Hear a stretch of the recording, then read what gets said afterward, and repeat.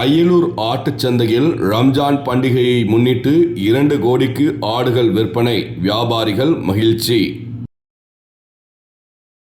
திண்டுக்கல் மாவட்டம் அய்யலூரில் வியாழக்கிழமை தோறும் ஆடு மற்றும் கோழிச்சந்தை நடைபெறும். திண்டுக்கல் மாவட்டத்திலேயே பிரசித்தி பெற்றதாக அய்யலூர் ஆட்டுச்சந்தை திகழ்கிறது. இங்கு திண்டுக்கல் மட்டுமின்றி மதுரை, திருச்சி, கரூர், புதுக்கோட்டை உள்ளிட்ட வெளி மாவட்டங்களைச் சேர்ந்த வியாபாரிகளும் வந்து ஆடு, கோழிகளை மொத்தமாக வாங்கிச் செல்கின்றனர். இந்நிலையில் ரம்ஜான் பண்டிகை கொண்டாடப்பட உள்ளது. இதையொட்டி இன்று அய்யலூரில் நடைபெற்ற ஆட்டுச்சந்தை களை கட்டியது. அதிகாலை முதலே ஏராளமான வியாபாரிகள் மற்றும் விவசாயிகள் சந்தையில் குவிந்தனர். இதனால் சந்தையில் கூட்டம் அலைமோதியது. ஆடுகளையும் சேவல்களையும் வியாபாரிகள் வாங்கி தங்களது வாகனங்களில் ஏற்றிச் சென்றனர்.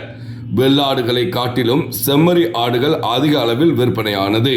10 கிலோ எடையுள்ள வெள்ளாடு மற்றும் செம்மறி ஆடுகள் ரூபாய் 9,000 முதல் 10,000 ரூபாய் வரை விற்பனை செய்யப்பட்டது. 1 கிலோ நாட்டுக்கோழி ரூபாய் 500 முதல் ரூபாய் 550 வரையிலும், சண்டைக்கு பயன்படும் கட்டு சேவல்கள் ரூபாய் 2,000 முதல் ரூபாய் 10,000 வரையிலும் விற்பனையானது.